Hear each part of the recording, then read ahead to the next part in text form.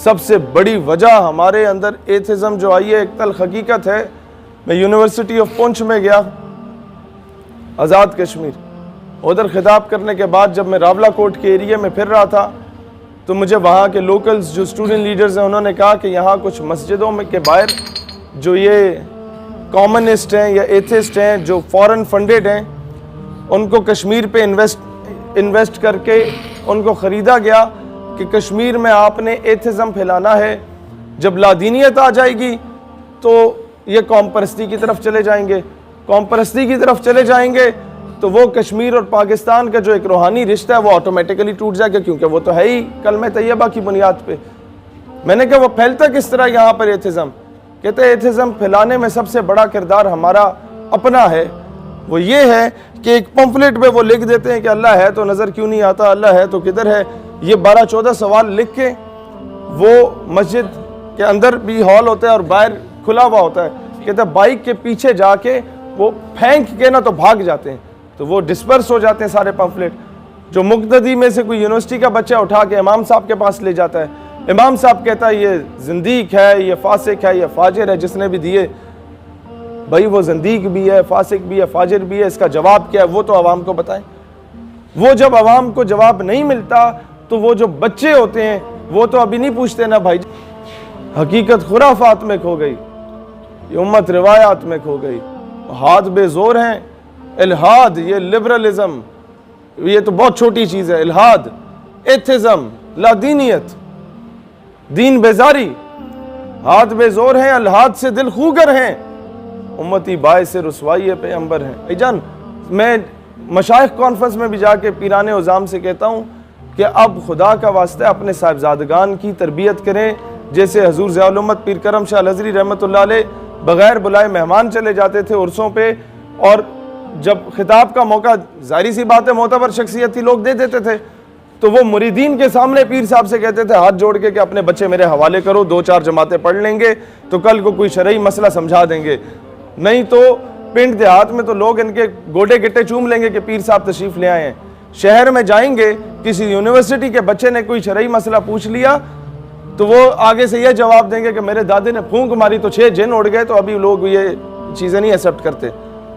یہی وجہ ہے کہ ہر مسخرہ جو ہے وہ اٹھ کے پیر بنا ہوا ہے. یہی وجہ ہے کہ ہر 3rd کلاس آدمی اس نے مذہب کا لبادہ اڑا ہوا ہے. اور جو لوگ حقیقی معنوں میں معذوری کی حالت میں بھی ختم نبوت پہ پہرا دیتے رہے ہیں، ان لوگوں کو نظر انداز کیا گیا ہمیشہ سے. لہٰذا ہم لوگوں نے ان لوگوں کی قدر نہیں کی، ظاہری سی بات ہے.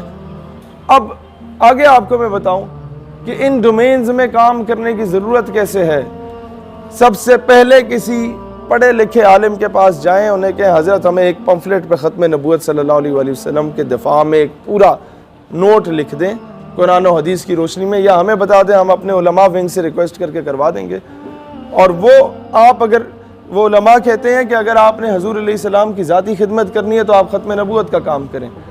آپ منیمم جو کام کر سکتے ہیں وہ یہ کر سکتے ہیں کہ کالجز یونیورسٹیز کے باہر وہی پمفلٹ فوٹو کاپی 1000 روپے تو ہر بندہ انویسٹ کر سکتا ہے نا دین کے لیے، وہ آپ 1000 فوٹو کاپیاں کرائیں، ہر یونیورسٹی کالج کے باہر کھڑے ہو جائیں، پینٹ کوٹ پہن کے ٹائی لگا کے کھڑے ہو جائیں تاکہ انہیں آر محسوس نہ ہو کہ پتہ نہیں کون اٹھ کے آ گئے.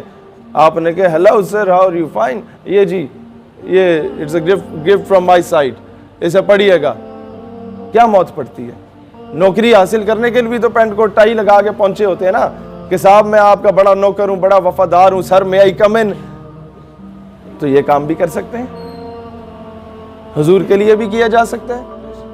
اقبال کو تو موت نہیں پڑی تھی مغرب میں جا کے وہ پیغام دینے میں، قائد اعظم کو تو موت نہیں پڑی تھی وہاں جا کے یہ پیغام دینے میں، لیکن ان کے کلچر میں سے اگر کسی پینٹ کوٹ کو پہن لیا تھا اس کا مطلب یہ نہیں تھا کہ غلامی کو اپنا لیا. وہ ایک آنکھ والی اینک ٹائپ پہنتے تھے قائد اعظم رحمۃ اللہ علیہ.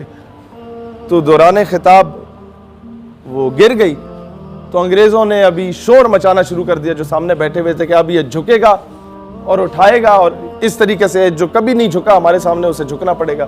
قائد اعظم نے جیب سے دوسری نکال کے پہن لی. یہ ہوتی ہے دور اندیشی، یہ ہوتی ہے لیڈرشپ. قائد اعظم رحمۃ اللہ علیہ جب اس دور میں انہیں کہا جاتا تھا نا کہ کہ یار یہ اتنا سا پاکستان ہے، پورا اکھنڈ بھارت ہے، اس کے 2 گورنر جنرل بنا لیتے ہیں، 2 وزیر اعظم بنا لیتے ہیں، ایک نہرو ہو جائے گا، ایک آپ ہو جائے گا.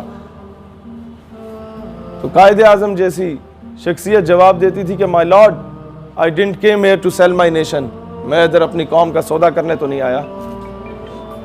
انہیں پتا تھا کہ میں تو ابھی وزیر اعظم کے وزارت عظمیٰ کے منصب پہ فائز ہو جاؤں گا، لیکن میرے بعد تو لوگوں نے آپس میں ایک دوسرے کے گریبان پکڑنے، میرے بعد تو لوگ ایک دوسرے کو مسلمان تسلیم نہیں کریں گے، اور جو بنیا ہے وہ ہم سب کو مسلمان ہونے کی حیثیت سے آ کے کچل دے گا. ہوئی تو وجہ تھی کہ خواجہ قمر الدین سیالوی رحمۃ اللہ علیہ جیسی ہستیاں جو ہیں وہ قائد اعظم کے ساتھ چلی تھیں. پیر جماعت علی شاہ رحمۃ اللہ علیہ، مانکی شریف، زکوڑی شریف، پیر پگاڑا، یہ کیا نظر آیا تھا ان میں؟ وہ ایک کلین شیو آدمی میں کچھ تو تھا نا کہ تخت سکندری پہ وہ کبھی تھوکتے بھی نہیں، بستر لگا ہو جن کا سرکار کی گلی میں، کہ ان ایسی ہستیوں کو کچھ تو نظر آیا تھا کہ رسول اللہ صلی اللہ علیہ وآلہ وسلم نے بیداری کی حالت میں انہیں بشارت بخشی، اور جا کے بر صغیر میں ایک علیحدہ ریاست کے لیے، علیحدہ مملکت کے لیے کردار ادا کرو. لہٰذا آپ لوگوں نے یہ مایوس نہیں ہونا کہ جناب ہم اس لیول کے بندے نہیں ہیں تو شاید ہم کام نہ کر پائیں. اپنے یونیورسٹی میں، اپنے کالج میں، اپنے مدرسے میں، اپنے علاقوں میں، اپنی جس ڈومین میں کام کر رہے ہیں، جہاں جاب کر رہے ہیں، وہاں اپنا کردار ادا کریں. اور یہ لٹریچر بانٹیں. مرزا قادیانی کو لانچ ہی لٹریچر کی بنیاد پہ کیا گیا، اس کی کتابوں کو مفت میں چھاپا گیا ملکہ برطانیہ کی جانب سے اور پورے بر صغیر میں ڈسٹریبیوٹ کیا گیا. ہم نے اس کے کاؤنٹر میں کیا کیا؟ ہم نے صرف نعرے لگائے، اور نعرے بھی اپنے ہم خیالوں میں لگائے ہیں نا، کفر میں جا کے تو لگائے نہیں ہیں. ہم پہ سب سے بڑا الزام یہ لگتا ہے کہ جی آپ جہاں خطاب کرتے ہیں وہاں خواتین ہوتی ہیں ساتھ. او بھائی اب وہاں کا ایٹماسفیئر ہی ایسا ہے تو ہم لوگ وہاں جا کے بات نہ کریں تو مجھے بتائیں، مسجد میں 250 ہم خیال کے ساتھ پنکھے کے نیچے ختم نبوت کا نعرہ یا نعرہ رسالت لگا دینا تو بڑا آسان کام ہے. وہاں جا کے کام کریں جہاں پر لبرل مافیا ہولڈ میں ہے، تب جا کے کام ہوگا. پیر کرم شاہ الازہری کیوں ATI کے ہر وہ جو مونوگرام جس بچے نے لگایا ہوتا تھا سیدی یا رسول اللہ والا، اسے اٹھ کے سینے سے لگا لیتے تھے. لوگ کہتے تھے خلفاء آپ کے جو جہاں سے جن کو خلافت دی ہوئی تھی وہ رس جاتے تھے.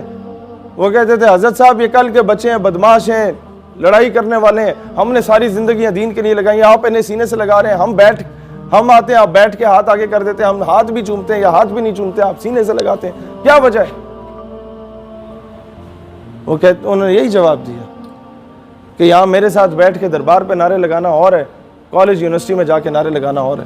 سیدی مرشدی سیدی مرشدی